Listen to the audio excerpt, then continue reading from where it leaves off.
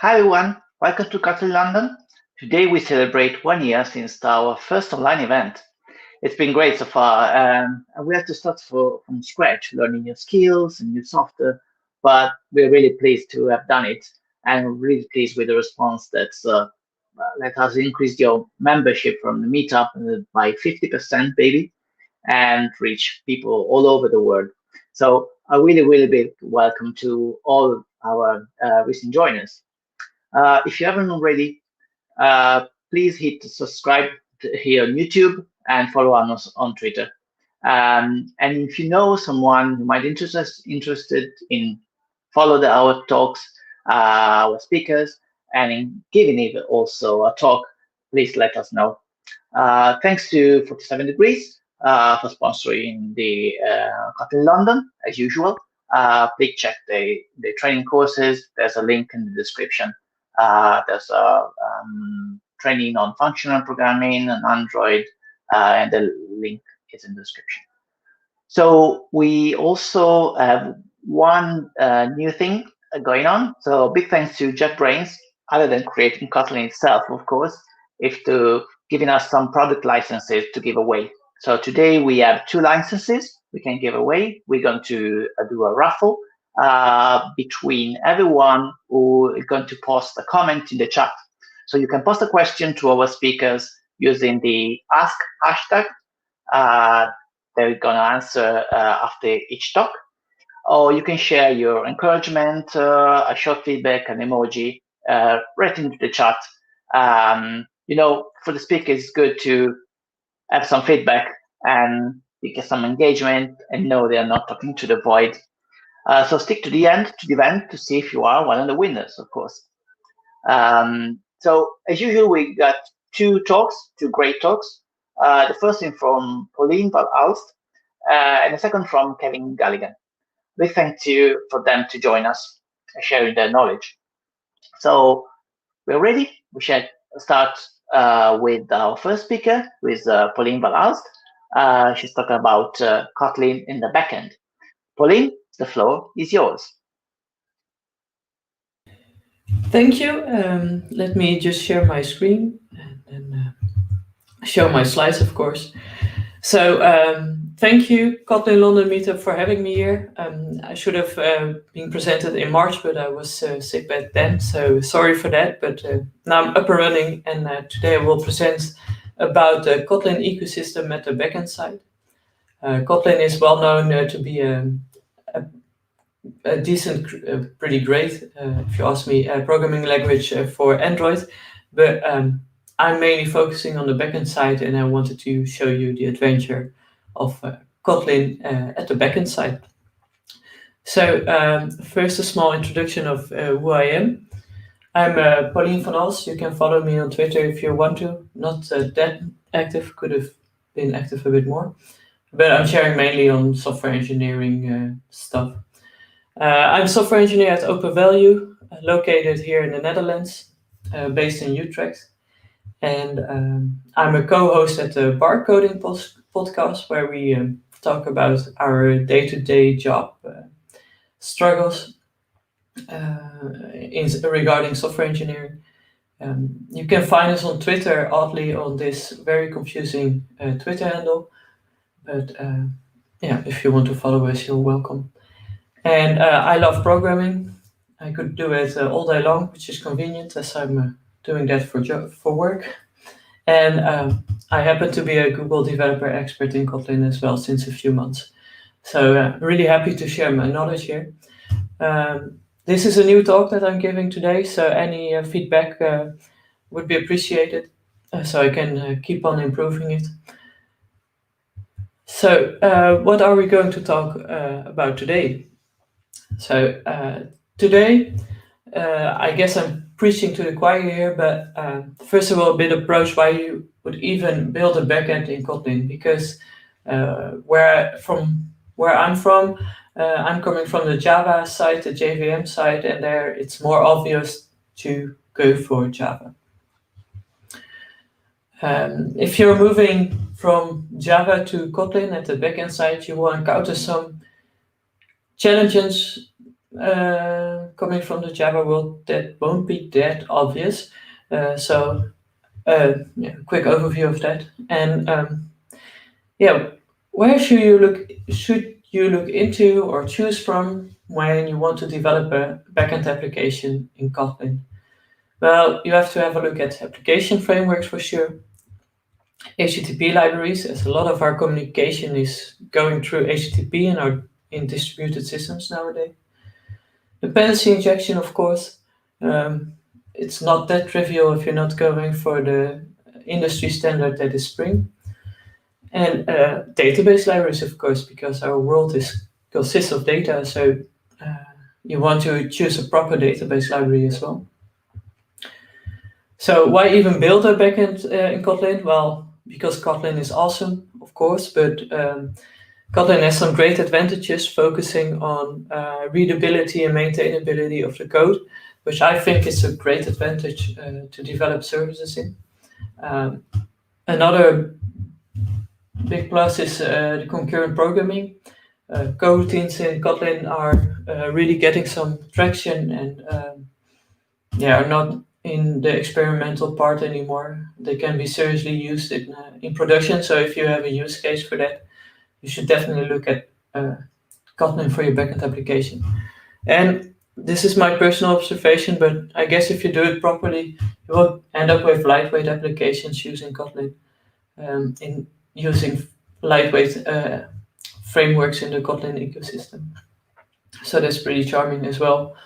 It's not only lightweight at runtime, but also lightweight regarding your code, as it is maintainable and readable, and lightweight in complexity, because Kotlin really enables you to write simple code. And I'm really fond of the use of DSLs using frameworks in Kotlin. Our job is to make complex things simple, and Kotlin really embraces that. So that would be it for that part. Which challenges would you face when you're coming from Java? I don't know for sure if everyone is coming from the Java side or more from the Android side, but so we'll go faster around it. But when you go through the journey of learning Kotlin like I did, so coming from a Java perspective to Kotlin, you will introduce Kotlin to your Java application, and then you will encounter some awkward stuff. Java frameworks tend to heavily rely on reflection, which clashes a bit with the immutability principles of Kotlin. So that's first challenge. Frameworks tend to proxy classes as well, which also struggles a bit with the default setting of classes to be final in Kotlin. And nullability. You want to ensure that types have not to be nullable, or at least you don't want to have null checks everywhere in your code when you're coding in Kotlin and talking against Java frameworks or libraries. So those are challenges that you are facing if you stay in your Java ecosystem. If you go out there and have a look at the Kotlin ecosystem, it will feel very less awkward.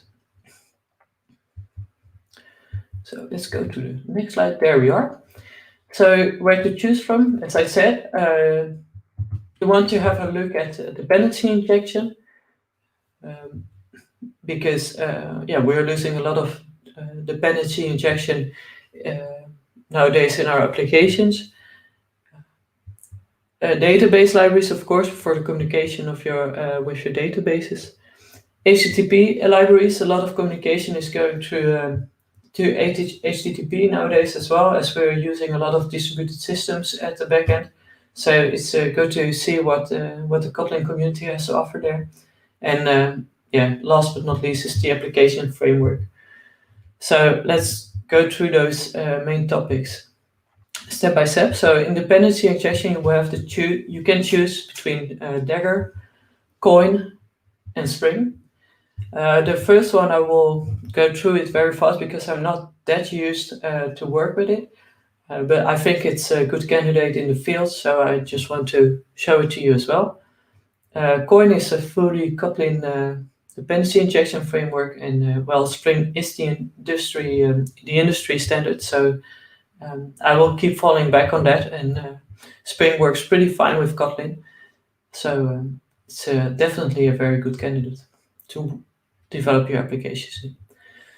So Dagger, if you're working with Dagger, or at least diving into the documentation, you will recognize a lot from the Java EE dependency injection framework.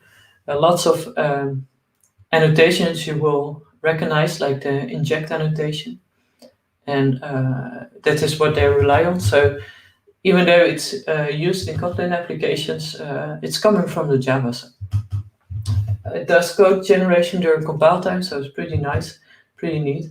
And it has some compile options to compile a bit faster and do, I think, your code generation a bit faster as well. Now, that was it for Dagger. As I said, I'm not that experienced, so I won't really dive into it. Then about coins. Well, coin, as I said, is a full Kotlin native library, so it doesn't have any history with the Java side, which means it's a different setup that you're used to. It's not annotation based, but much more in a more declarative way. You can choose to do injection by interfaces, which means that you can choose the implementation strategy of your singletons that you're going to use in your application.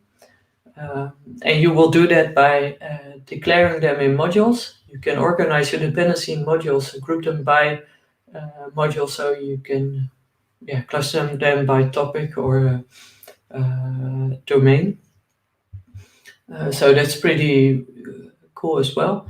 And Coin also knows the classical scopes that dependency injection frameworks will have. So a single scope, a factory scope, or a scope.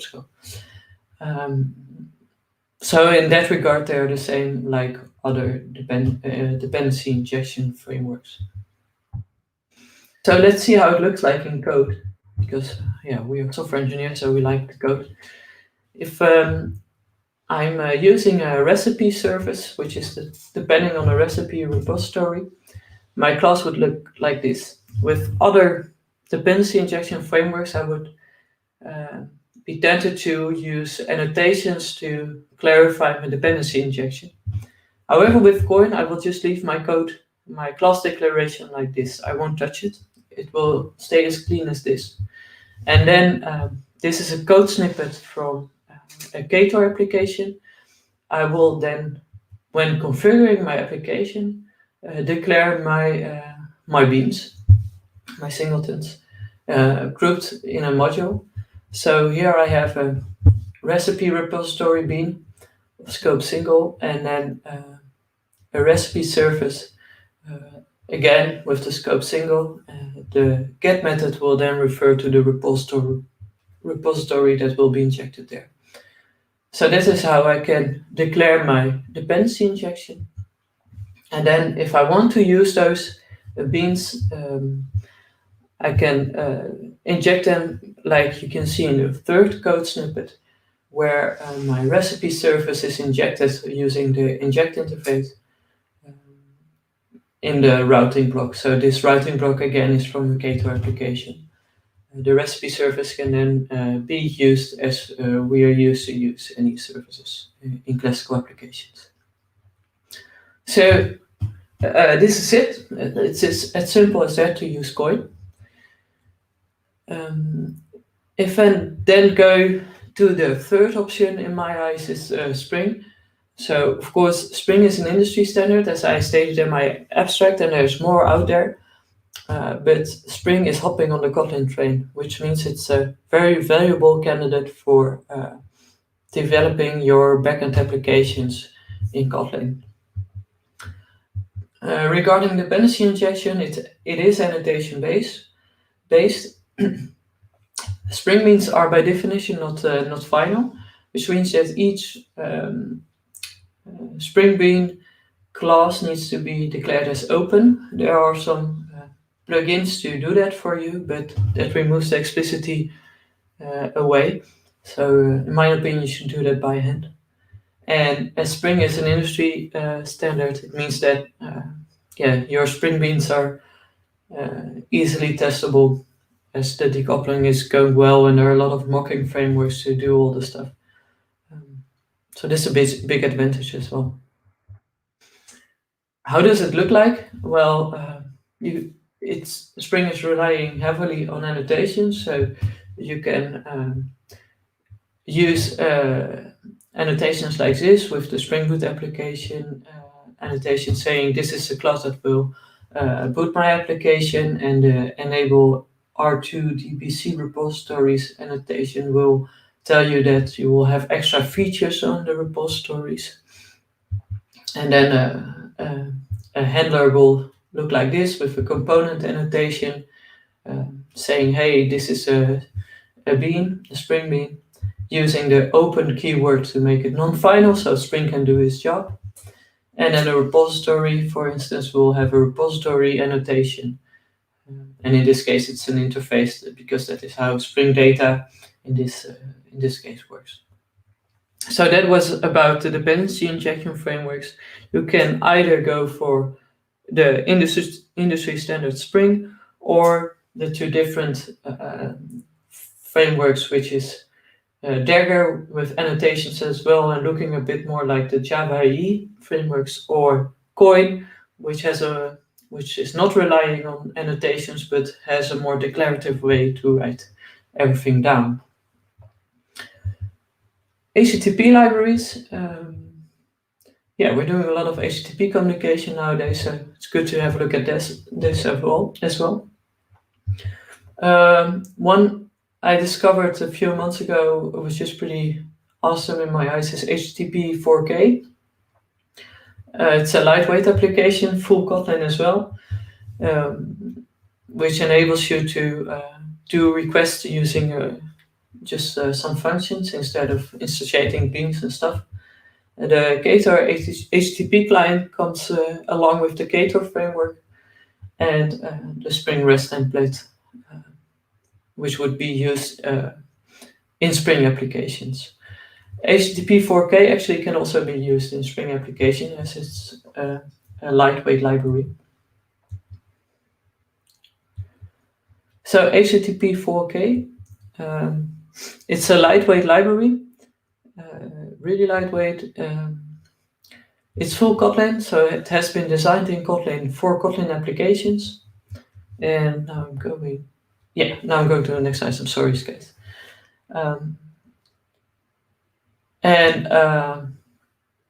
It's relying on the fact it should be lightweight and really easy to use. So I will show you a code snippet right here, where my client is. The only way to do a request actually is just to say to my client, do this request and return a response, please.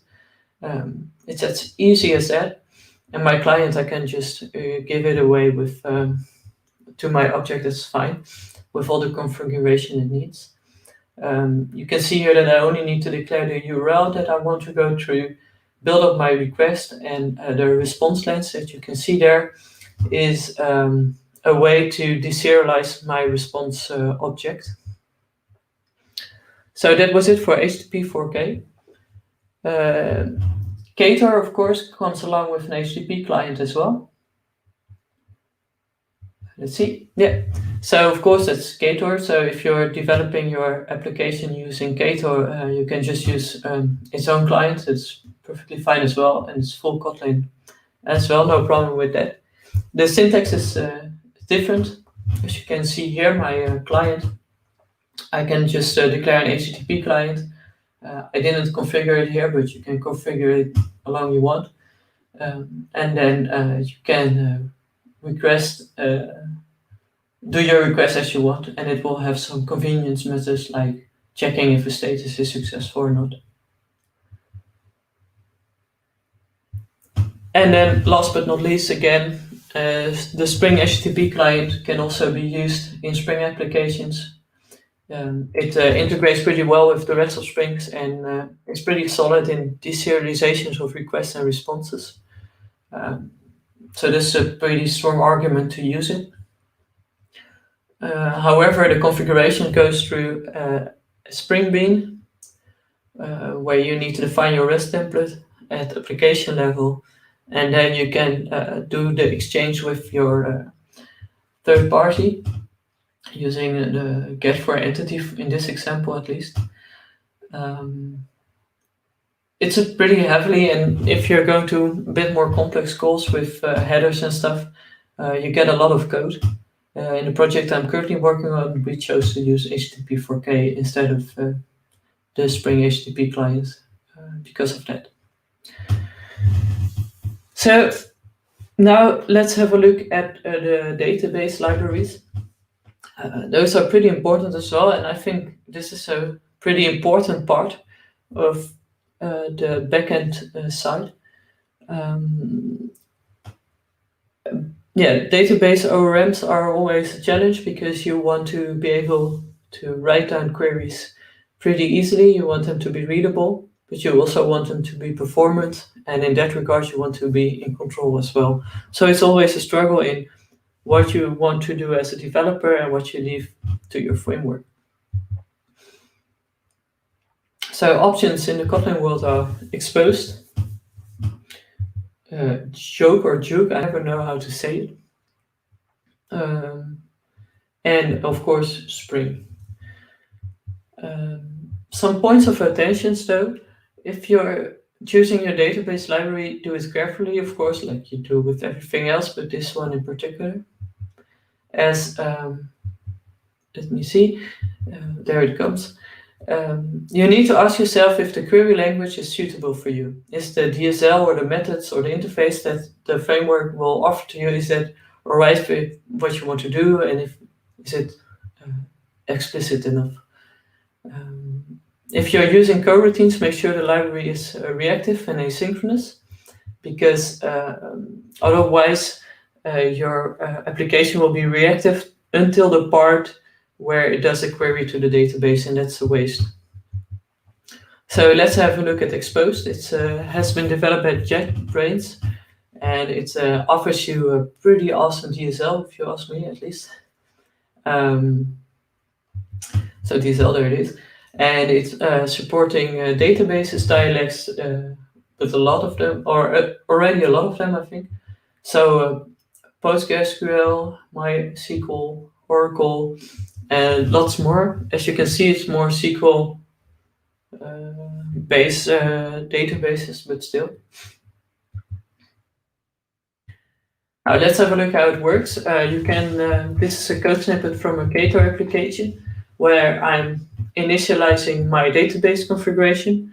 I'm connected to it using Hickory, which is another framework, but fine for now. And then I can do something that I found a bit curious, is that in my transaction block, transaction is needed for transaction management, I can use the schema utils class or object to create my recipe table that I'm declaring on another part of the code. I'm used to work with Flyway. Flyway is a framework where you can manage your database migrations and where you have some kind of version control on your database migration. Here your version control is your version control system such as Git. In my project, we chose not to use this. We chose to use Flyway and just we don't do the initialization part using Exposed. But I guess this is something we need to discover what's better. Now, how can you declare your tables then? As you can see, the second object in the second code block is an object describing my recipe table, describing its name, its columns, types of the columns, names of the columns. It's pretty straightforward. The int ID table interface that I'm implementing here just indicates that my ID is an integer for this table. And then I need to describe the rows as well, so that feels a bit like boilerplate, but for now it's like that. This is just a class where I can just say, again, declare how my entity will look like, how my rows will look like.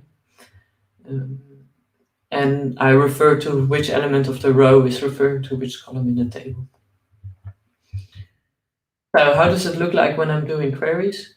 Well, I can do an insert like this, I need to open a transaction block, so I have my transaction management again, and I will just do an insert on the recipe table object using the syntax as you can see here. I think this is pretty declarative, pretty readable as well.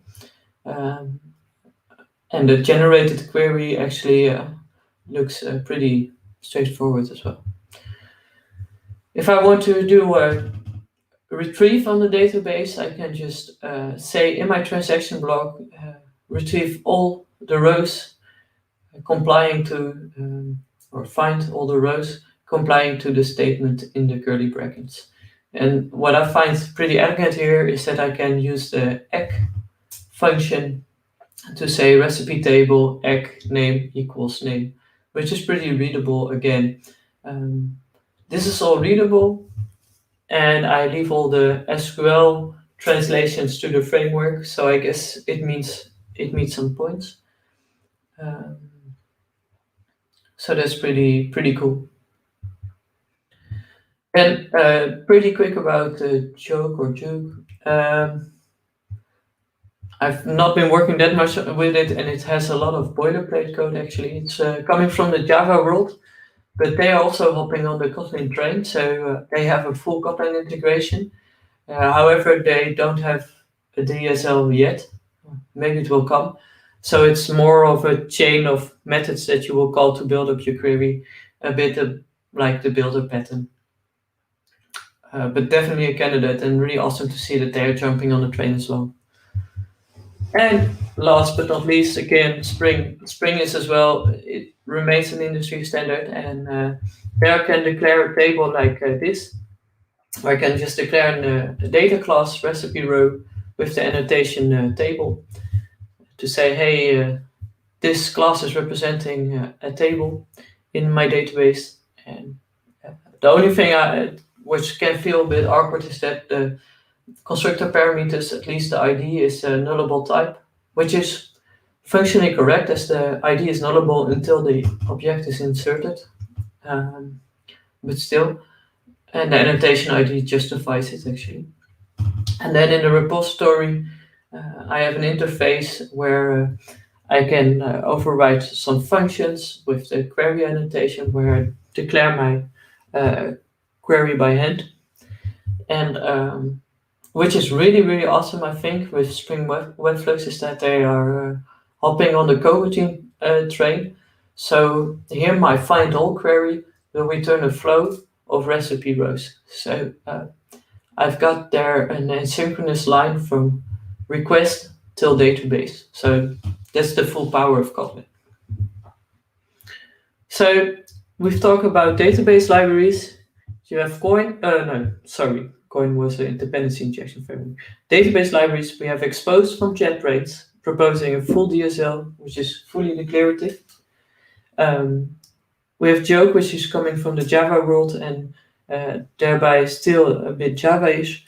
And we have Spring, which is industry standard and proposing a nice coroutine integration. So that's great. So now the last part of this talk, but not the least, is the application frameworks. When you're designing your application, of course, you need to think about what kind of application in the backend will it be, because there are so much different kind of applications. But there's so much to choose from as well. There's Ktor, of course, developed. The development of Ktor started along with Kotlin at JetBrains.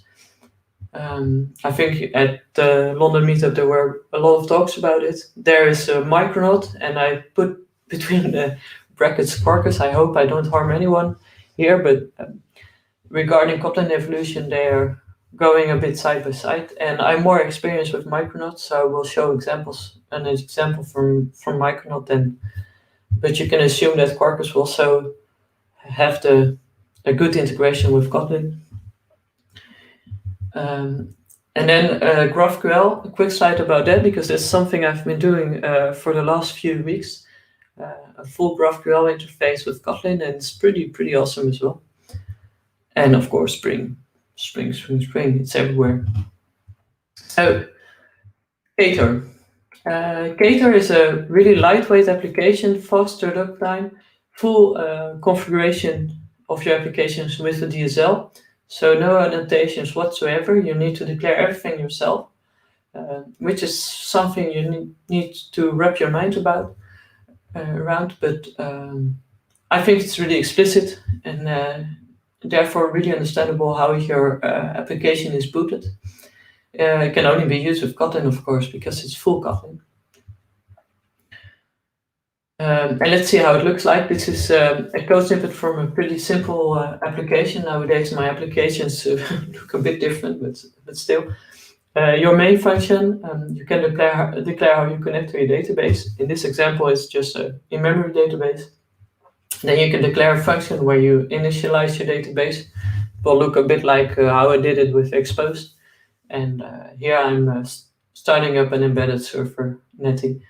And I'm loading there the modules, which are called recipes.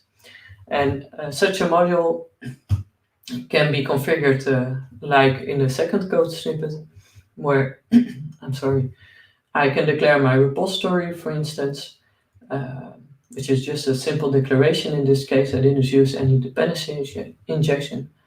I configured my content negotiations, which I decided to be through Jackson. And I install my routing. And the routing of the endpoint is a very readable way of doing it. It's an extension function of the object route, where I can just declare all the actions that can be done on the route API recipes, for instance. And here you can see that I'm calling my repository to retrieve all the recipes and give them back to the user. So that's a quick code snippet how you can build a very small, concise Gator application. So much more declarative than what you're used to with Spring, where in Spring only a few annotations suffice to put an application. How does it work with Micronode? Micronode and Quarkus are used to develop cloud applications, functions with very fast startup time. So that's pretty cool, and you want to use that functionality when you're developing in Kotlin as well. Well, no harm. You can develop your functions on Micronode as well. You can run them on GraalVM if you want to. And it has a pretty awesome Micronode CLI, which enables you to start up your project.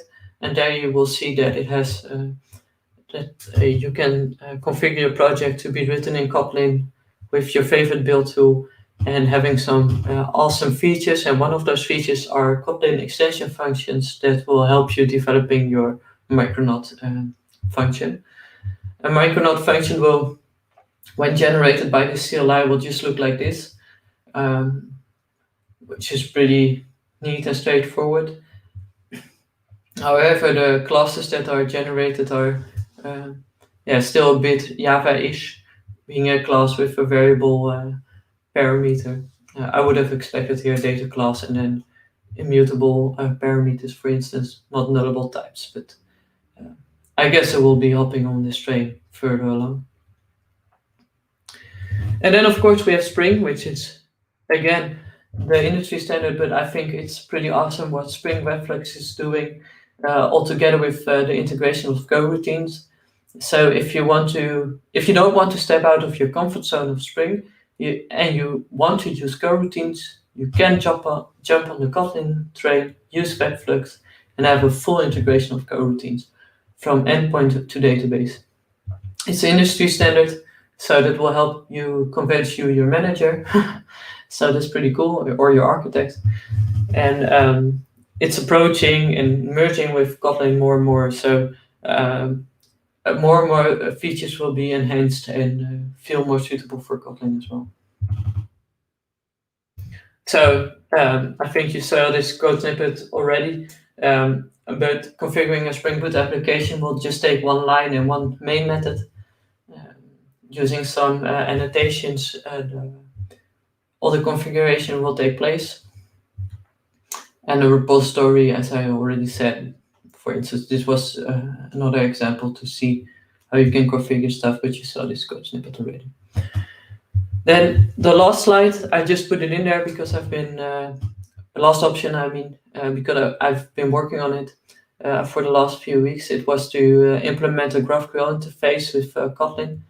HTTP4K actually has a GraphQL module, but we've chosen to use, oh, that's going wrong. There it comes again. We have chosen to use the Kotlin implementation, GraphQL implementation of the Expedia group, which is still in alpha release, but doing a great job there with nice interfaces that you can implement to write down your queries and your mutations. A good testing DSL as well. So and some pretty neat extension functions that you can use there to configure your application. So that was a bit of side information. So now we're ending up a bit the talk. I will end up at a summarization. Kotlin is not only a language for Android development, it's definitely here to stay at the backend side as well. There's lots to choose from. This was only a bit of a snippet of what you can choose from. If you want to go full Kotlin, your code bases will change by the look of them. If you're going for Ktor, you'll probably get rid of annotations, which is something you need to wrap your mind around, or at least I had to. And people, I guess I'm preaching to the choir here, but embrace the Kotlin ecosystem.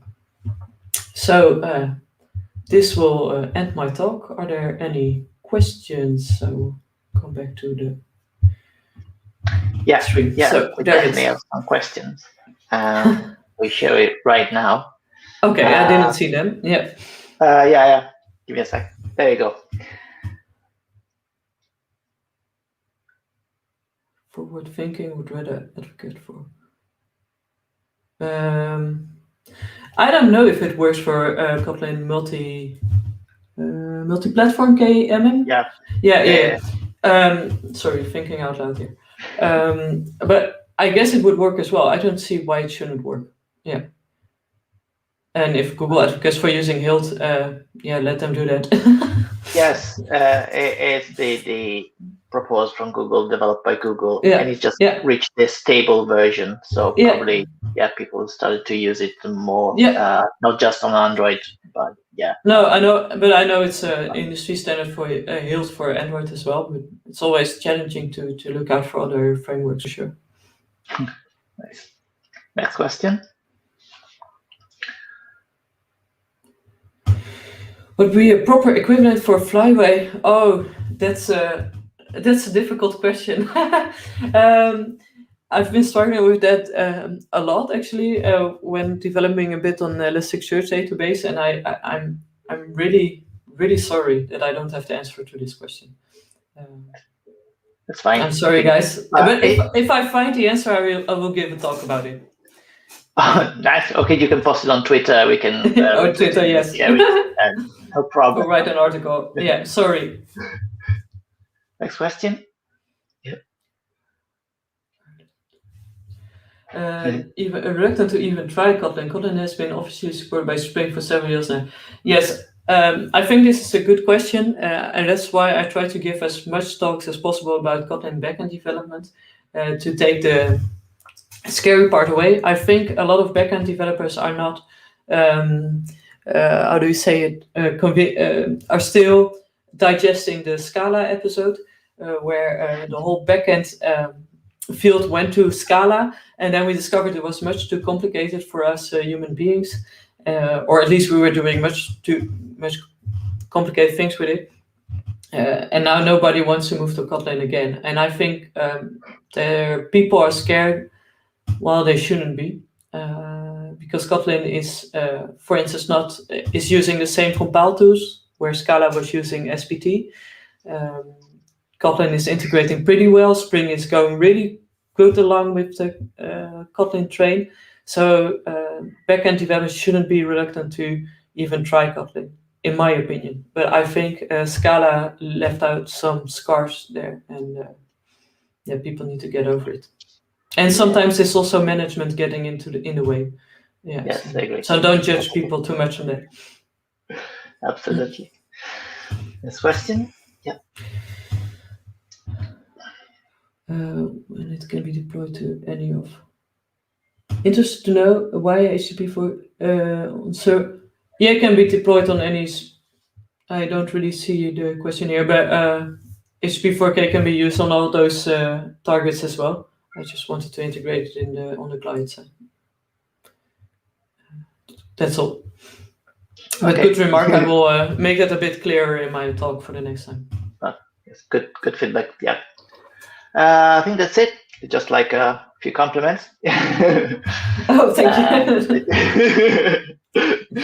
Yeah, there are a few other compliments. So yeah, with profits, and you can see it in the comments as well. So yeah, really nice talk. And yeah, I'm an Android developer, so I know very little. I've done backend many years, so it's good to see how things are progressing in any other aspect. So yes, for sure. Really nice.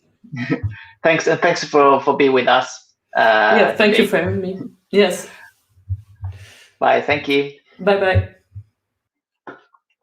So that was good for Paulien. We'll go straight to the second speaker. Second speaker is Kevin Galligan. We'll talk about a hot topic in the Kotlin community, of course, is Kotlin Multiplatform. So Kevin is from TouchLab and will tell us everything about like Kotlin KMM. Over to you, Kevin. Let me just make sure I can share my screen here. Interesting remote life, of course. Let's get going. So, this talk is KMM Kickstart for Android developers. Like a quick about me, I've been doing Android since before they had phones. They had the first Android Dev Challenge, which I think like 50 people entered. I did not win, but we've been doing this for a long time. We did a lot of community stuff. So we run the big Android meetup in New York City. DroidCon NYC, we kind of brought that over to North America way back in 2014. I also started the Kotlin meetup in New York City in 2014, but nobody cared about that. So I'm still on the organizers, but I haven't done much. But we're gonna do more of that in the future, certainly when everyone starts to get back together. So cool, that's me. TouchLab is a mobile dev shop that started 2010. We were Android only until about 2016. We do a bunch of stuff, but now we're pretty much focused on Kotlin multi-platform. Not even pretty much. That's all I've been doing. So we've had some really good partners coming out of the gate. So we've done work with Square, largely around open source stuff. We'll talk a little bit about that, not too much, but it's been great to have some really fantastic partners in the community. And if anybody's an Android developer, like you've heard of Square and Square's libraries. So it's been pretty interesting few years. So this talk, KMM Kickstart for Android developers, we're hiring. So I had this great idea, which is like, when we hire people, like nobody really has KMM experience right now. So we're hiring Android developers essentially and training them up.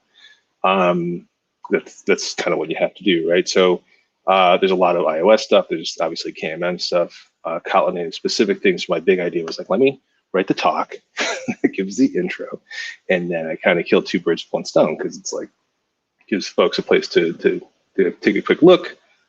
Maybe we do some good work for recruiting and internal training. I give a lot of talks, or I used to back in the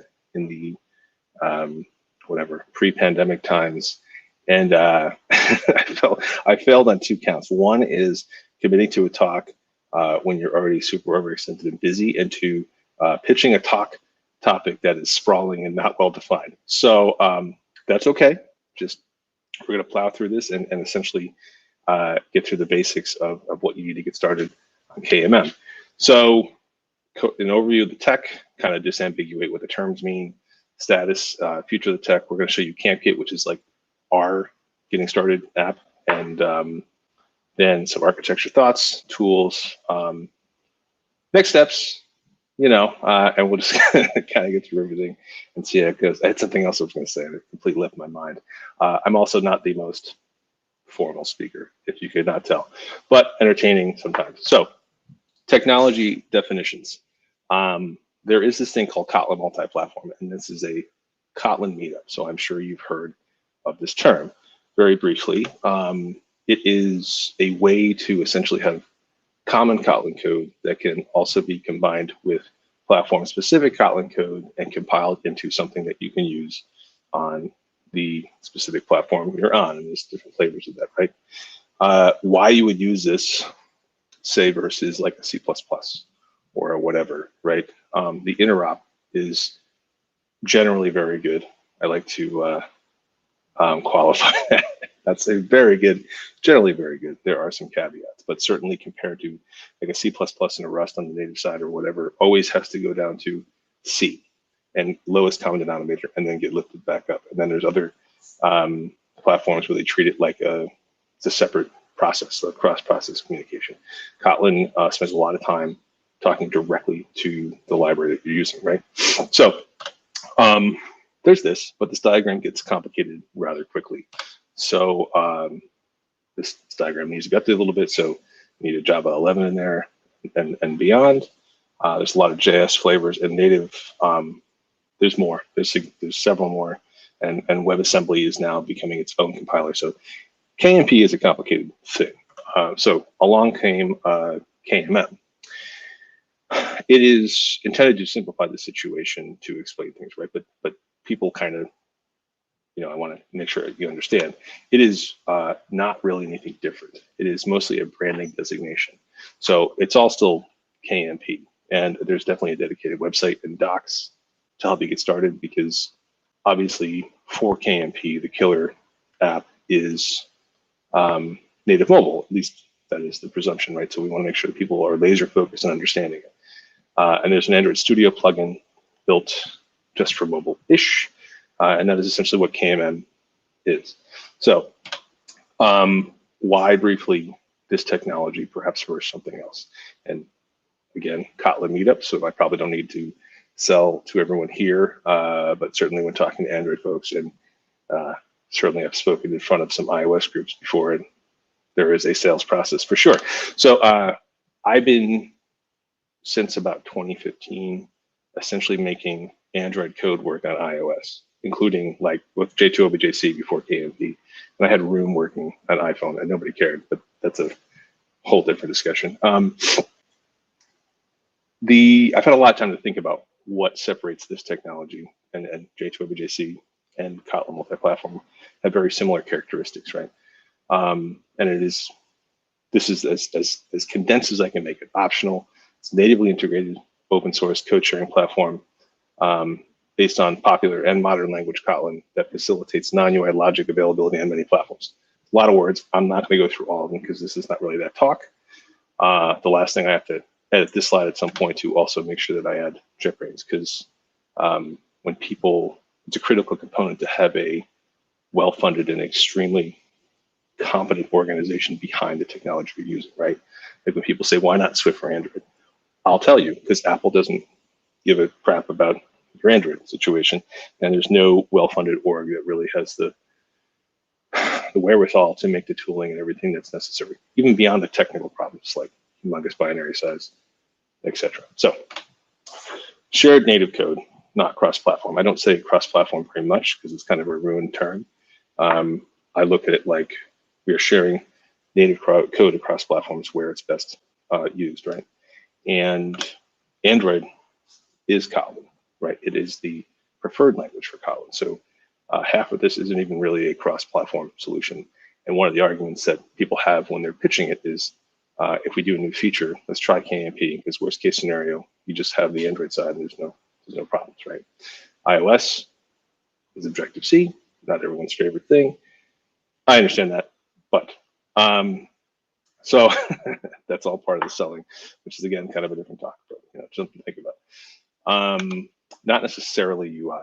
So it is Compose and Swift UI compatible. So when especially the iOS team is, let's say, not excited about the Objective-C interface, it's kind of like you got to take a step back and realize that when you get to Swift UI, it's totally compatible and you can use it. It's not like forcing you to use some other thing, right? It's like some competing frameworks might, but not necessarily UI means you're not forced to use the shared UI, but there are obviously going to be shared UI options at some point, right?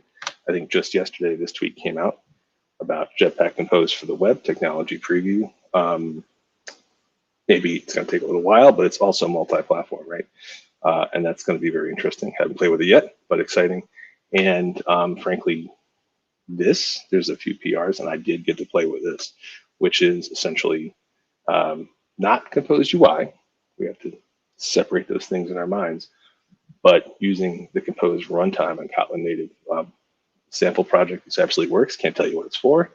Pretty interesting, but things are happening now. It's going to be quite a while before there's Compose UI, but eventually these things will happen. So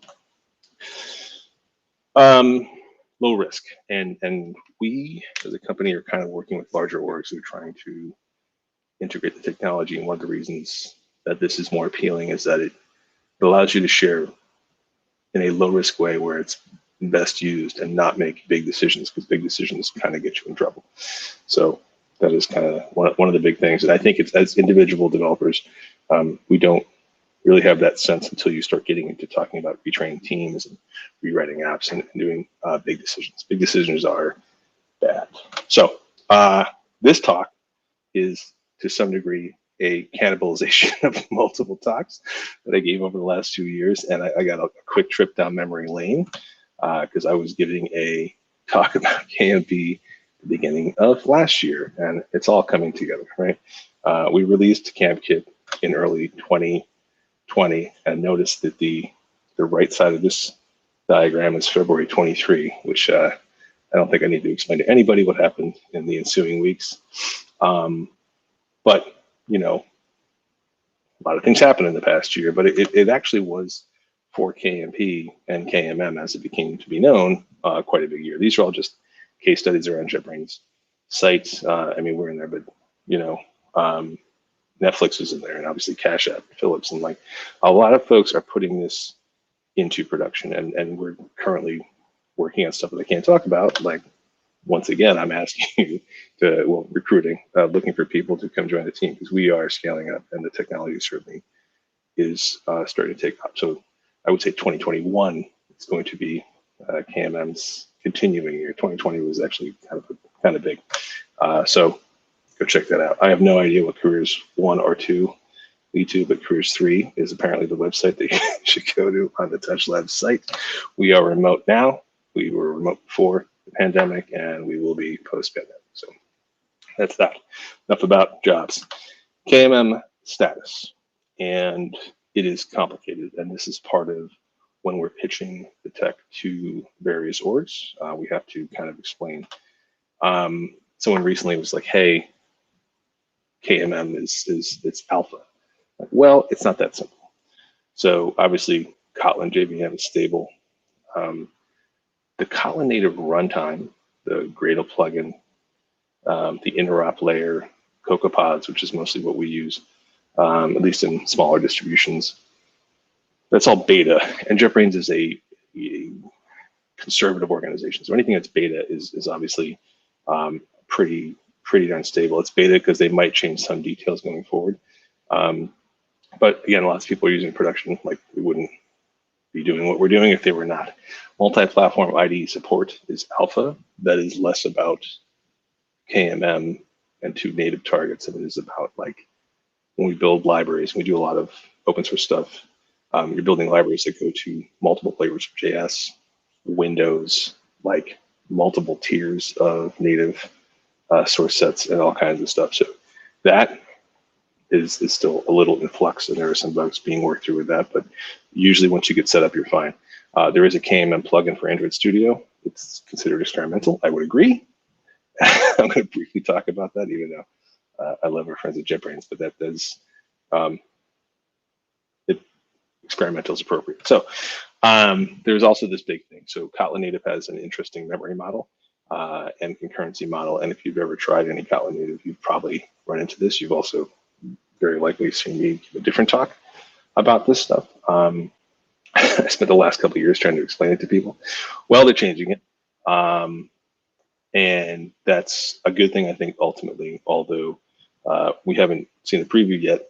And even when the preview hits, it's going to take quite a while before anybody's comfortable with yanking out the current runtime, garbage collection, all that stuff to replace with the memory model. So I would say 2022, at least, before anybody's even realistically putting this in. So again, complicated status, but something to be aware of. On the other hand, we're starting to see a lot more traction. It just came out yesterday. I don't know, Coding with Mitch. I'm just getting to know Coding with Mitch, but apparently he's got a lot of followers, and I'm very excited about this. And yeah, it's starting to get a lot of traction. And again, I can say behind the scenes without naming companies and stuff, it is. So CampKit. We, again, launched this last year.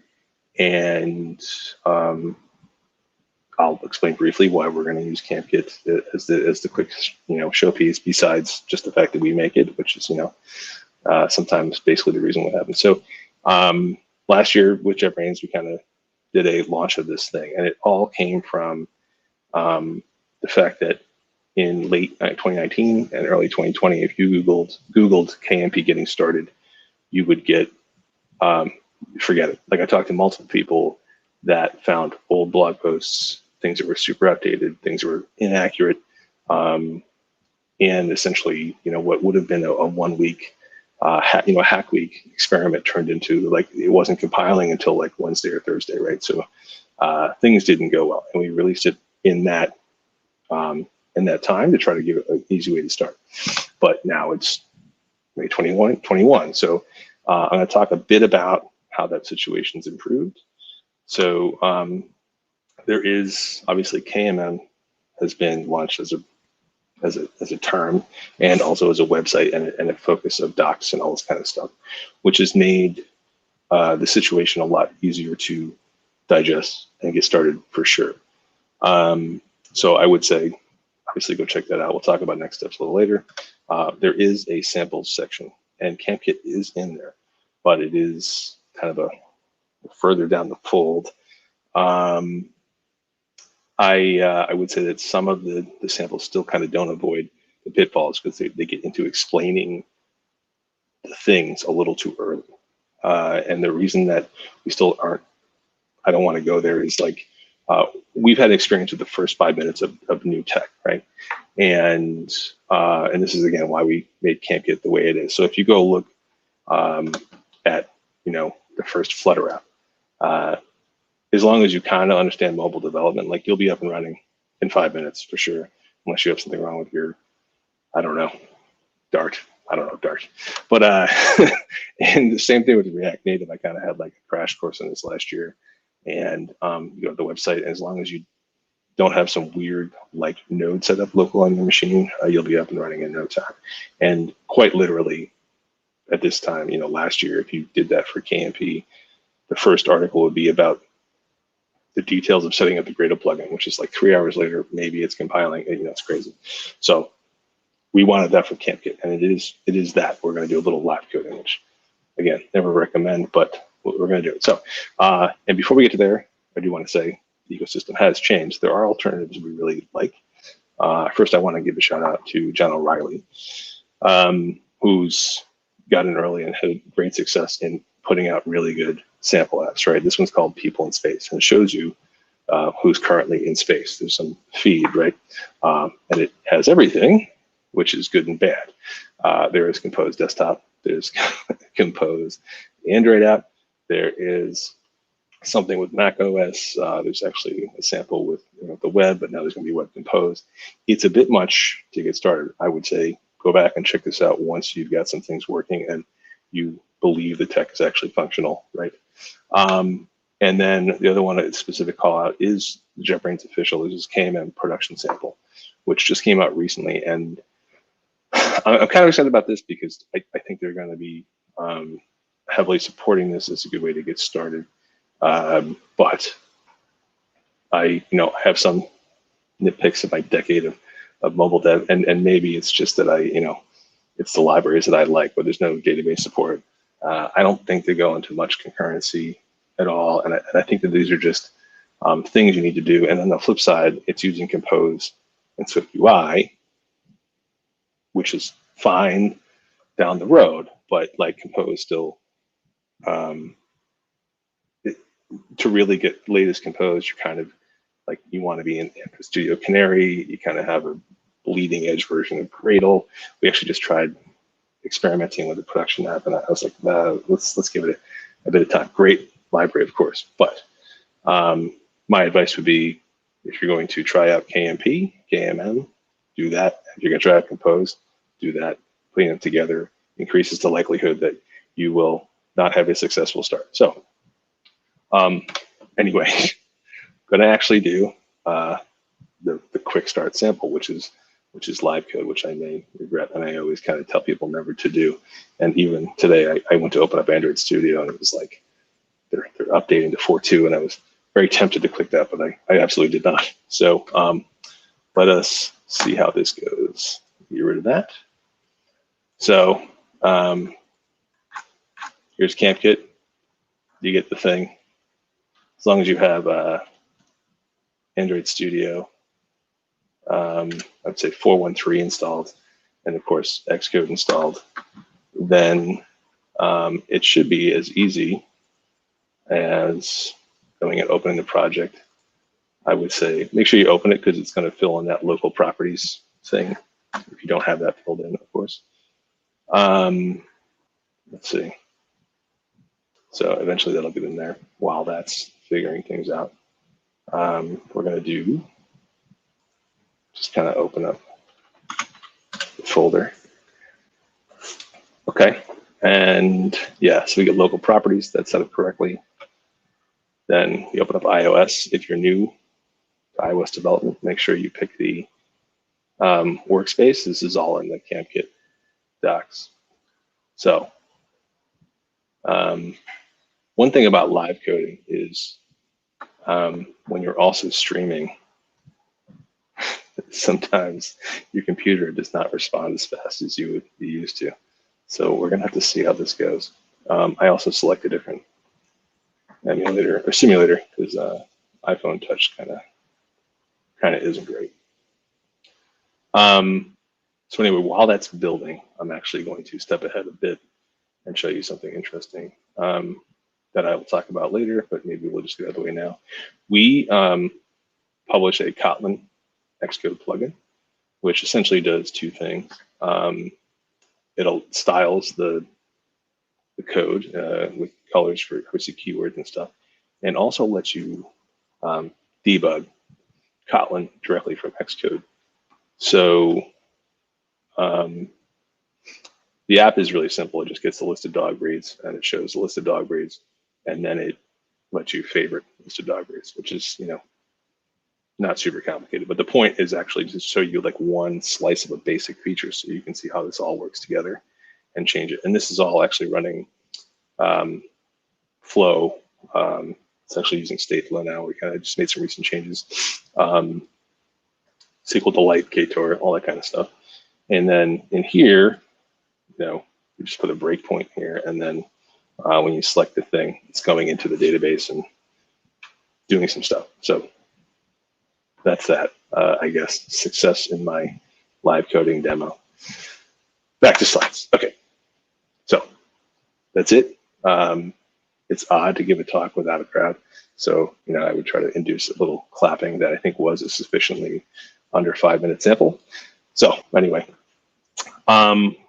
general patterns. And this is sort of general patterns of usage of the technology in the field, right? And there's basically two.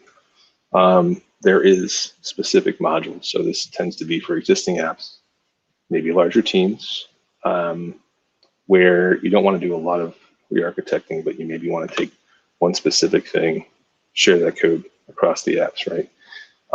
Generally, we suggest things that people don't like. So I don't know a lot of mobile devs who are really excited about analytics. It's one of the suggestions that we put out there, and you can make a typed analytics library and then share that across things. And you know, we're seeing that for a bunch of other things like tax calculations, whatever, logic. And then, but not architecture, none of that. And then the other side kind of completely is shared architecture. So instead of this, it's much more like this. And smaller apps, new stuff. We're working on, I think, 3 different things currently that have essentially this model that, you know, you're kind of building a lot of you as much as you can share. It's reasonable, you know. So there's also a diminishing returns for sure, and then sharing that up into the app and trying to make the UI in that layer as, I don't want to say dumb as possible, but you know what I'm saying, like not have to think as much. So CampKit obviously is a shared architecture model.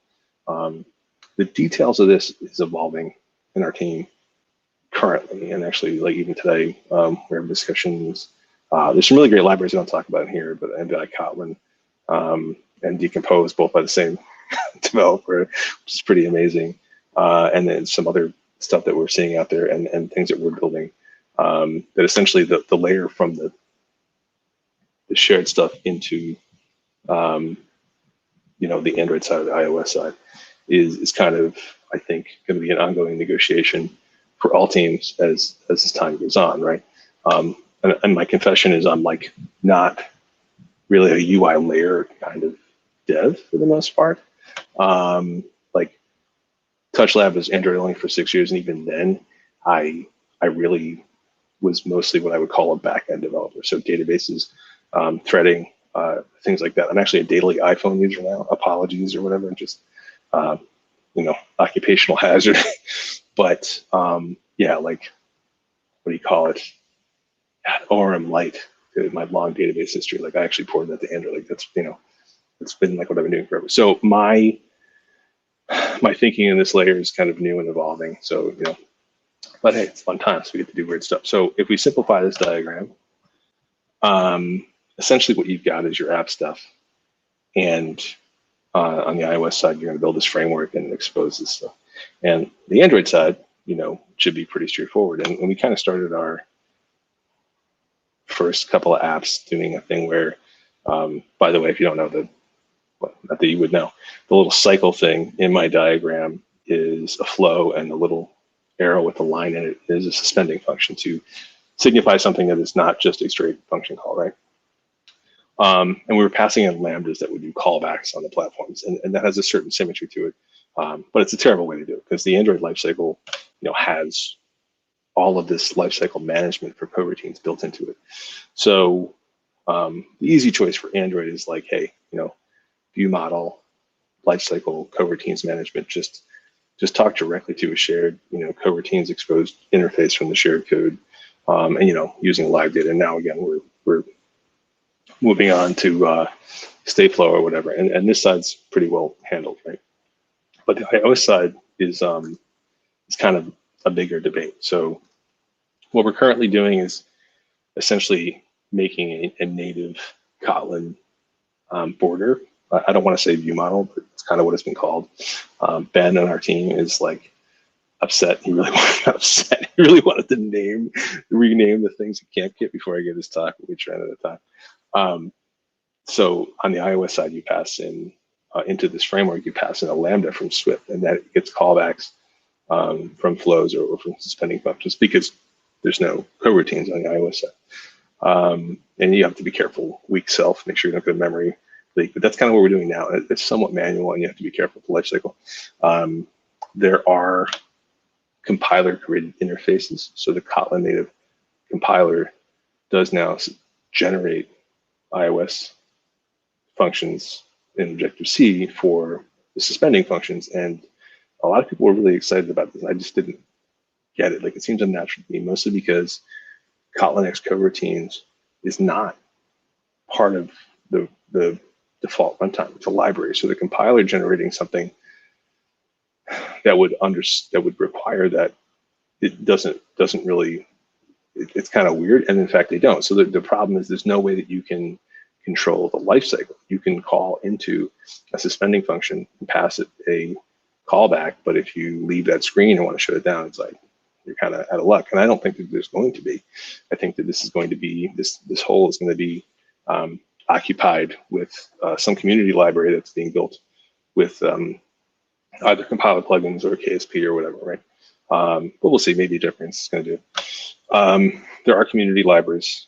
There is, oh man, something called Koru, And it's interesting. We're evaluating it. It's kind of not 100% where we'd be at, and it's still using caps. So you have to like build the Android side just to get the iOS, something like that. It's not that it's bad. It's just it's kind of we're sort of working on our own thing, largely because we're working with situations where like larger teams and you don't necessarily have control over certain parts of it. So we're going to need to do code gen, even for the Swift side. I want to call out Moco MVBN too.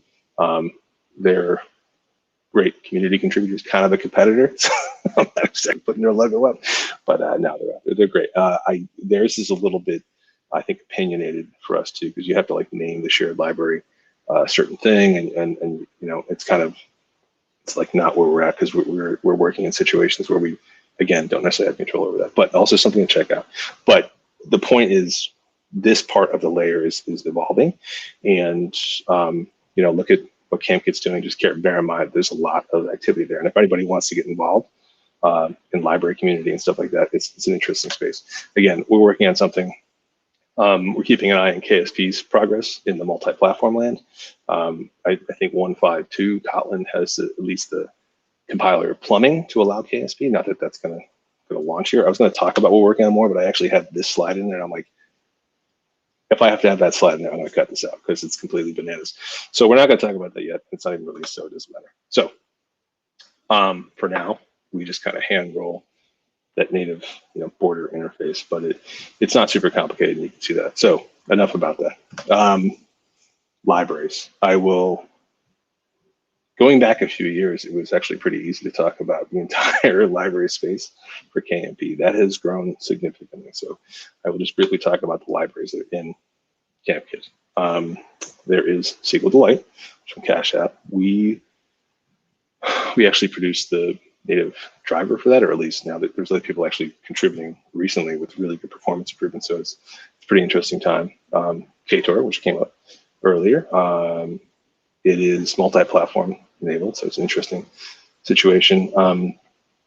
Serialization, coroutines. Coroutines is also an interesting situation because of the concurrency thing, but I've talked about that endlessly, so you have to look that up in another talk. Kermit, which is a logging library we make, Kermit the log. There's a lot of logging libraries. I can make a pitch for ours, but you know, they're not generally doing anything super crazy. Multi-platform settings, which is shared prefs and its user defaults. Russell makes that. It's on our team, actually. Hi, Russell. And Stately, which is a thing we also make, which is Kotlin native concurrency support. And we are using Coin in this as well. There was a question about whether Coin works on KMM. I actually wrote the native implementation, so it does work. It embraces and tries to live within the concurrency model that exists for Kotlin native, which, as mentioned, is going away. So whenever that happens, we're going to have to revisit that, certainly. There's also coding, and they don't, I would say, perfectly functional in KMM. It's just you can possibly freeze your object graph. And easier. The whole idea, what I was trying to do with Coin, was to make that more friendly to the concurrency model. But whatever, we're all friends. Check it out. I do want to say, I was editing this talk during the last talk because I wanted to point out that on the server side, SQLite actually has support for MySQL, Postgres, the other one here, and not Oracle yet. I don't know if that's ever going to happen, but you're kind of moving SQLite into the server side. The quick pitch is it works kind of the opposite of what you'd expect from an ORM. You actually write a sort of common SQL dialect with DDL statements, and then also defining queries, and then that generates Kotlin code. So you have a data class that represents the table, and then you've got a big queries class that represents all the queries. Sometimes people mistake that using SQLite on multi-platform is because that's the only option you have, which is somewhat true. However, I also really like the way that this works, and I'm expecting not too distant future we're going to see somebody come up with a competing thing that's more ORM-like. But anyway, so tools, very briefly. Android Studio, obviously. I was really more of an IntelliJ person for a long time, especially in multi-platform. Android Studio, with the multi-platform support, has stabilized quite a bit. So it's actually kind of turned into my daily driver for the app work we're doing, not library work. That's a whole different discussion. There is the KMM plugin. KMM plugin I'm very excited about. It should allow you to run and debug the Kotlin code from Android Studio in an iOS simulator. However, it is, as mentioned, experimental. I've seen notes that there are follow-on versions of much newer versions of Android Studio, I think, because we're kind of doing most of our KMM work in stable. The version of the KMM plugin, like, I couldn't really get it to work, or we couldn't get it to work with the CampKit recently. It was before, and then something broke. So a lot of promise. Much love to the JetBrains folks. Just, you know, I've talked to a lot of Android developers looking at KMM, and their whole plan is to like totally run from Android Studio, and maybe someday, but you absolutely today are going to need to use Xcode.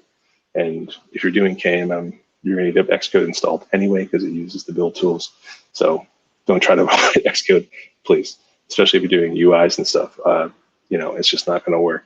And obviously, as mentioned, we published the Xcode plugin. That's a little fiddly to install. You have to run a local shell script, largely because it's not really a plugin. Like Apple got rid of the Xcode plugin ecosystem, except there are still ways that you can add source coloring and ways that you can hook into the debugger. So, and that's pretty much it. But that's you know, that's what we've added here. We're not planning to make this a full-fledged IDE. It's certainly not that. It is a companion to Xcode, and especially for iOS developers, you know, who you're trying to get to not hate Kotlin, and they, you know, not that they should hate Kotlin.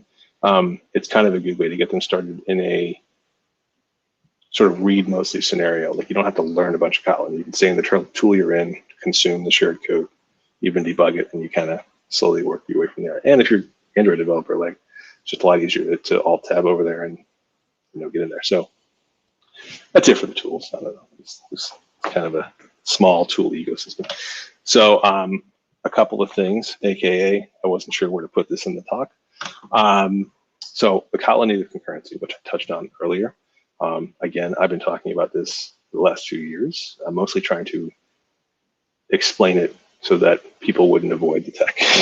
And I think outside of JetBrains, I probably know more about this than almost anybody. So again, back to this diagram, you know, you got your common Kotlin, JVM, JS, and native. But if you think about it, you know, obviously JS can't have any crazy concurrency stuff going on. The JVM is wide open. Native has a whole different situation. Common Kotlin doesn't have any really concurrent primitives in it. So, and again, they're changing it, right? But I wouldn't expect that to hit in any meaningful way until next year. So if you want to get started, you're absolutely going to have to at least understand this. The flip side is the changes are intended to essentially relax the rules. So it's not like you'll have to change the code you've written, unless, of course, you've done a lot of library work that depends on the rules, such as coin, in which case we'll probably have to change that. It'll still work, but we can, you know, relax the restrictions. So in a very, very basic nutshell, there are two rules. And obviously in practice, there's a lot more to learn, but here it is, right? If you've got state that's mutable, you can only mutate it or see it actually from one thread. And it's thread confinement. It's very similar for Android developers who understand that you can only change the UI from the main thread, things like that. Similar concept. And then there is immutable state, can be seen by many threads. And that's kind of it. It's like the rules. There's a lot that follows out from that, of course. But when we say immutable, it's not just like vowels. It is this concept called frozen, which is a runtime designation. And you freeze state. Got to be careful. It can freeze a huge object graph. The freezing process isn't free. There's a whole lot of gotchas, but I found it to be not terrible. Of course, I've been doing it for a few years, so maybe a little, Stockholm syndrome, as I described it, because you had to do it. But that is the way it is. I have a lot of talks, a lot of docs. So this is the official hands-on from Kotlin that I wrote. So go check that out. You do need to understand it functionally. You don't need to understand it in any great detail to do, I would say, standard app work. The other thing I quickly was I want to touch on was like what gets produced. So in Xcode, if you're brand new to iOS development, the binary output is, well, one of them is a framework, and it's sort of like an AAR, except not entirely, but kind of similar. The Kotlin compiler produces a framework right in your build folder that is going to be the binary and the Objective-C interface for your code. Depending on how you configure it, you can just do a relative path, point right at it, and it'll select it right in Xcode, and you can use it. It is Objective-C, but and like a lot of iOS developers are not excited about that, but Swift is pretty good at talking to Objective-C. So, it's not like the end of the world, at least for most. And back on our diagram, it produces this. Of course, as you get into playing around more with Kotlin Multiplatform, KMM, and you maybe are starting to pitch to iOS folks, the first thing they're going to want to do is something like this, where they make multiple libraries and make multiple frameworks, and it all works like it does in iOS land, and you absolutely can't do that. So there's some gotchas that you probably should understand before you get into maybe pitching to the other folks. I gave a talk that is all about Kotlin Multiplatform production, which you can check out, and that goes into detail on that binary size, other stuff we've been mentioning. Again, like essentially what we're doing now is getting this stuff out of tutorial phase into like live, for real, large team production kind of stuff. So, and I had the slide in there to remind everyone if that's what you need, that's what we do. So please reach out. What's next? So go check out CampKit. We do have essentially a documentation stream that's in there, more on concurrency, better links to kind of explain what you need to understand to be functional with it, a little on selling the team, which I was talking about, some info and integrating with existing projects, because I think that's one of the pitfalls I've seen people run into, which is like instead of doing a tutorial to get like a hack week and immediately try to like shove that into a production iOS app. And I would not. Other assorted docs, I also found out the good thing about signing up for this talk was realizing that we need to go through and update our docs. It's only a year, but they're a little old, and there's certainly, I would say, more information and or probably better options we can point to out there in the community, but they're not bad. Obviously, this is the Kotlin community. I would assume most of you are at least aware of the Kotlin Slack. For native development, for iOS development, it's still critical to be in there. That the native teams are in there to answer, final answer on questions when things aren't clear. There's a lot more community support and a lot more activity in there, so you must go check that out. Obviously, the KMM official site, even though I would love CampKit to be a little higher up, there's a lot of content there, and they are putting a lot of effort into improving that every day. So definitely go check that out. And again, final words, TouchLab pitch. Again, we're hiring. We're doing some crazy stuff. KMM developer, which again was why I wrote this talk, is like, don't be afraid to at least check out what we're doing. If you don't have much iOS experience, we're totally going to train people. Of course, if you are a KMP, KMM expert, love to talk to you too. We are doing a lot of open source stuff. We are not necessarily going to expand our open source, but formalize it. We want to make this suite of libraries that everyone's going to use for KMM for the next several years, and we're dedicated to doing that. We're doing internal product stuff. Not talking about any of that stuff, but it's interesting times. And if you like community, like you're on the big Android group, we did start direct on NYC. It's now run by the Global. We're still involved. They just announced November, in person this year. No comment, but I'm hopeful. That would be kind of interesting. So that's it. That's my contact info. The unmaximize. Nice. Thank you so much. Really, really interesting talk. We have a few questions actually, so okay. Let's read them.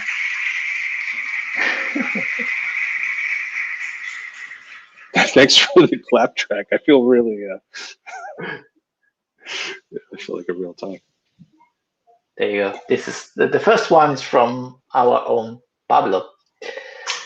So yeah. Okay. Do you want to? Yeah. What are expectations, hopes, and fears for the shared native Compose?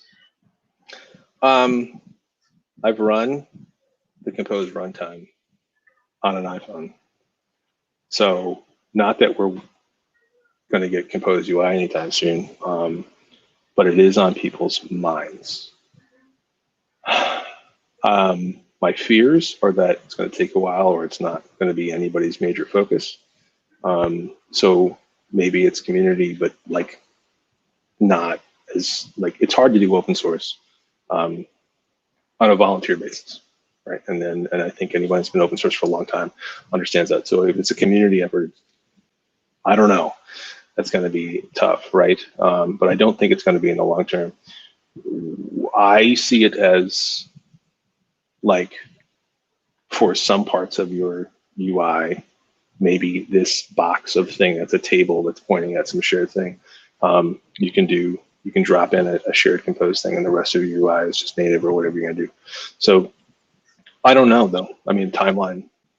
It's like I've been doing KMP since like 2017, 2018. So for me, it's like watching paint dry. Everything takes forever. The outside world, it's like overnight, you know. So I'm like a wait and see. That's it. I don't have a whole lot of. I don't think it's going to change though. Like it's not like when that happens, if it happens, great. Then just everything else is gone. Like that's just not how things work. So we'll see. Now I want to try Compose for web and see how that's going too. So cool. So next question. So do you think Kotlin Native can pave the way for purely native AOT compiled JVM-less apps on Android? Like could technically, maybe.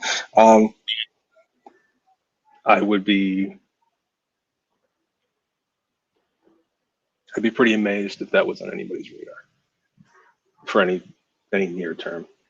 Even like I think not that Fuchsia's gone away, but I feel like that kind of got backburnered. So I don't know if that's anybody's near term thing. It's one of those things where I'm like, I always struggle to say, okay, what is the value to the organization that's to make it, right? Like, where does Google find money for that? Where does JetBrains find money to do that? Because it's an enormous undertaking. So I don't know, but if I knew everything, I would be doing this from my private island. So, you know, maybe just all the issues with the JVM that we all know. Yeah, I guess, but it's interesting. Like, you can make that side of the argument, and then like, but the JVM is so highly tuned, and you know, right now, if you do performance benchmarks, like Kotlin Native doesn't exactly light it up. You know what I'm saying? So yeah. Right. Next question. So, do you think it's viable to generate a shared presentation library as of right now, given the state of Compose and how new it is? Would that make KMM digress from what it initially is intended to do? I want to see if I can understand the question. So, do you think it's viable to generate a shared presentation library? The current state of Compose? I mean, I don't know. I can see a situation where that Compose is definitely like I definitely think that you might wind up in a situation where Compose on Android, I Compose on desktop, I Compose on web, and Compose on iOS, especially Compose on web with WebAssembly. ultimately render down to maybe slightly different components at their end state, but you can develop a higher level DSL or even a slightly higher level DSL that helps you do that. I can definitely see that, and I'm trying to step around things that I probably shouldn't talk about. But does it digress what it's intended to do? In my mind, so when people are like, why not Flutter? Why not React Native? I try to stay away from that a bit just because it's contentious. But how do I say this? Like, it's optional. So you can do some libraries, you can share some part of the screen, compose work that way. It doesn't make you, like, I understand that you can include Flutter in another app, but being able to and making it easy and functional are two very different things. Same thing with React Native.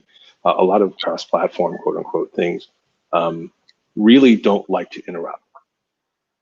KMP starts from interrupt as a first principle, which is part of what makes it so difficult to produce. So no, I don't think it gets away from it at all. I think it's going to be a natural extension. Okay. So next question, just talking about interop. Hey. Any thoughts on the feasibility of direct interop with Swift? It's like, I recognize these names. What's up? So it's on the radar. You know, I don't know if it's on the timeline, but it's on the radar, and I certainly, the native team mentioned it. I do have thoughts about this, and so a little known piece of trivia. So like, if you use generics in your Kotlin native and they come out in the output of Objective-C, like, I wrote that. So I spent a lot of time under the hood making those generics come outputted so you can have some generic support. There's a lot of things about direct, like, I feel like the people are like, once we get direct Swift interoperable, all the problems will be solved. It's not really that way. Like, Swift has much more strict generics variants, let's say. So like, if you have the way Kotlin does generics and Swift does generics and Objective-C does generics, they're all like different. They're different languages. So you might write some things in Kotlin that don't make their way over in variants to Objective-C, but Swift lets you cast around that because it knows that Objective-C is kind of weird and loosey-goosey. But if you have direct Swift, you can't cast around that stuff. So it's going to like make some of the support not work. There aren't structs yet or value objects yet in Java, so that they're not going to exist in and most Swift developers complain about that as one of the primary things that's missing from this interrupt. So it's feasible, but it squeezes the support of the thing going over the wire. Like, you can't support everything. Like, yes, there's data classes which feel like structs, and yes, there's, you know, seal classes which feel like enums with associated values, but they're not the same. So I think in the near term, to even make that, like, we want to carry some of that semantics across the border. Like, we're probably going to do Swift code gen, but the direct Swift interop feasible, but it's not a silver bullet. Like, one of the blog posts I want to do soon is like essentially just called "It's Never Going to Be Perfect." Like, you'll never win an argument if the argument is Swift does this, Kotlin doesn't do this. Like, that argument's lost if that's the perspective you take. But if you step back and say, yeah, Kotlin doesn't do this across the border, but that you don't have to write it again in Swift, like, that's the part you have to keep in mind. So yes, there's going to be direct Swift interop. Maybe, I don't know if it's going to solve a lot of problems, maybe performance, maybe binary size. It's a different discussion. But it's definitely not going to make value types appear, you know. So. Right. So next question is from our own Guillermo. So is KMM working nicely with Android Studio, or do you still have to use IDEA? We use Android Studio for all of our client apps, and I use IDEA for all of our library development. The library development has very deep, like, trees of, you know, common Kotlin, shared native, Apple native, Mac OS, Windows, multiple flavors of Linux. So like, that just doesn't work in Android Studio. But shared KMM works fine. The KMM plugin is still experimental, as discussed, hit or miss. So I don't see dropping Xcode ever, frankly. I mean, because they're not going to, unless, you know, app code, the JetBrains thing, really gets into the, because it was supporting Kotlin native for a while. I don't think it currently might support it, but certainly not the level. That's not where their effort is right now. So, but yes, Android Studio is fine. You're still going to use Xcode. That's the answer. Cool. So next question. KMP production app is advocating Redux as a shared model architecture. Any insight on that? Do you think it will scale well? No insight whatsoever. Sorry, like I really don't. Like, you know, yeah, somebody, one of our team members today was really pushing to try out the MVI Kotlin and do this like state store thing. And awesome, look forward. Let's see how it goes. I have no idea.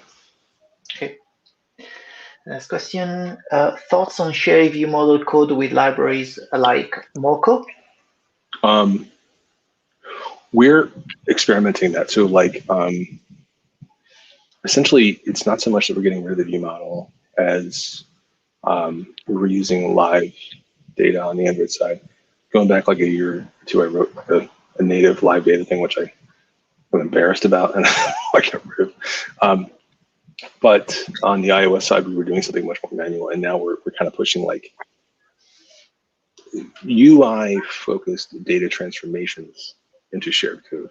So state flow and emitting like what your UI should be at the current time, but we're not really sharing the view model above that. We're experimenting with internal stuff that we're going to be generating code that helps automate that.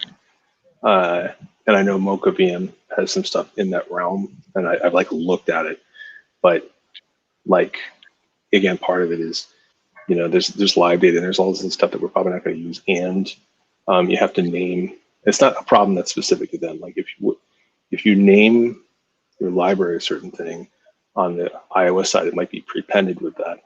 And if you have Swift libraries, then that forces you to name your shared Kotlin library the same thing. And in the context we're talking about orgs that are building internal libraries shared with many departments. Like we can't have restrictions like that. So we're going to wind up probably building our own thing. But that's in my talk. This is the space that's going to be under heavy iteration for the next year or two. And like as Compose comes out, like people are often like seriously debating like our view models going away for Compose. And like it's all going to change what we're doing in the next year, even without KML. So. Yeah. Right. Next question. Do you know if there's a way to add dependency from common main source sets of the shared model to another pure Kotlin model inside the same project? Very specific question. Yeah, sure. You do a project dependency, like or dependency. It works. I mean, it's not. Again, it isn't the easiest thing to necessarily configure. But I would look at some of our library code. Stately has multiple layers of common dependencies. Anybody's library code with more than a couple of modules is going to have. If I understand the question, it'll have that for sure. Yeah, and you can have a follow-up on Twitter or on the chat. Okay. Making content, yeah, definitely. Do you use another library to manage coroutines? I find that I have to manage the dispatches inside the common library. Is there another way to do this? Well, coroutines is an interesting situation. So we have a quantum reality where in native, there's like the main branch, which only supports single-threaded coroutines, and then there's the multi-threaded branch, which has been around for a few years now, which we use in all of our projects, and now Ktor uses it, other folks use it. So we manage our dispatchers in Common Code because we don't have a lot of dispatcher requirements. Like we use default, the main, maybe IO. It's not complicated. For most of our apps, like we don't really do anything crazy. But if you're using, that's only works if you're using the multi-threaded branch. If you're using the main branch as single-threaded, then you have to do weird stuff. And you might use coroutine worker, which is from Autodesk, yada, yada. I don't know. It's much easier to explain with a diagram. That's a tough one.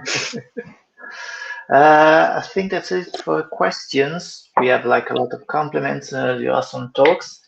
So yeah, it's really cool. There was someone said that had some issues using KMM code from Java libraries. That's well, it's not like actually a question, but yeah. I wouldn't doubt it. there's the problem is that the ecosystem's moved quite a bit, and it's stabilized. But if you go look for help, you know, Google has a long memory, right? So it eventually ages out, but you're going to find stuff that's not current. There was something else. Oh yeah, and then we also have like half the world still doing Groovy, half doing the Kotlin script, and so like all the examples are kind of it's all over the place. It is unfortunate. It's going to stabilize, but yeah, okay, right. Thank you so much. It was a really interesting talk, and Kotlin Multiplatform is a really hot topic for our community, and definitely there will be a long talk and a lot of it to improve and to grow on this. So thank you so much. It's always thanks for having me. Like running events, especially now, it's real tough. So you're doing a great job. Thank you. Perfect. Hope to have you back anytime soon. Okay, cool. Bye. Bye. So you guys stick with us because we now have the winners and drum rolls. I think we can pick up the first one. Just 1 second. There you go. Laro Castañeda. You are the first winner of the product code for JetBrains. And if you can send an email to Kotlin London meetup at Gmail, I'm gonna show it into the screen soon. This one. So send an email to this one, and we can share with you the code to redeem the license. And we also have a second winner. Another drum roll.